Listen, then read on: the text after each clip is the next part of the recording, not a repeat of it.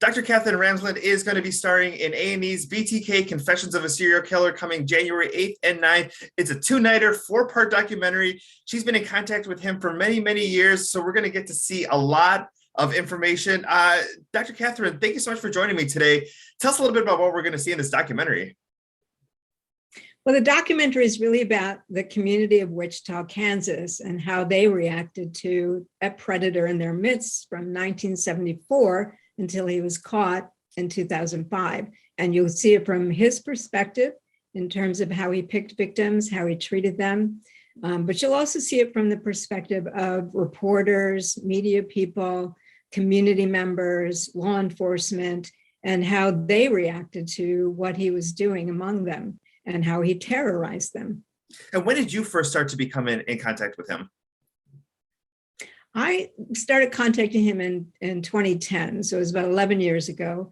We began working on a book that lasted for about 5 years and continued to stay in contact. And then I've lately been a lot in contact with him a lot for this documentary because we interviewed him freshly, specifically for this. I do want to touch upon when you first started communicating with him, as far as the codes that he would send you and the mysteries and the puzzles he would want you to solve. What was it like going through that and trying to communicate with him initially? Well, I mean, the irony is that playing the game with him means I had the opportunity to set it up in my own way. So he was playing my game too.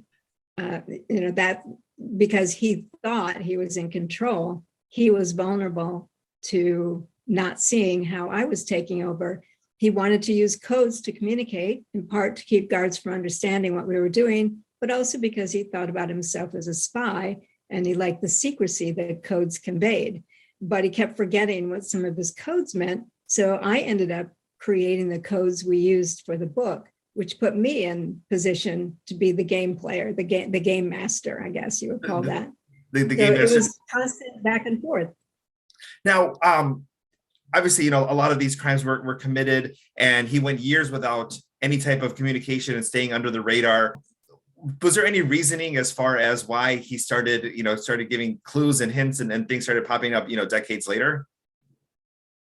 Oh, yes. Somebody wanted to write a retrospective of the unsolved BTK killings, and that person only had a list of 7 when Rader knew there were 10.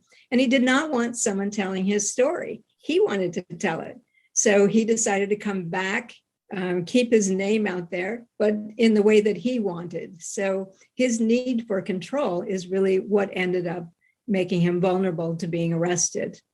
Now, he had children, and I've read that his daughter has forgiven him. What's it like to see, his children weigh in on everything going on? Well, when he sees them in print, it's only his daughter who's really spoken up. And when he sees her in print, he'll say something like, "Did you see my name was in the newspaper?" So he doesn't really have that sense of the damage he's inflicted on, even on his own family. And I think for her, the forgiveness aspect was really about her own faith and her own sense of what she thought she had been raised with. And it turns out this is not the father she knew. So it's really her struggle. And he doesn't really have any sense of that. He doesn't sympathize. Dr. Katherine, thank you so much for your time today. A&E's BTK Confessions of a Serial Killer, January 8th and 9th.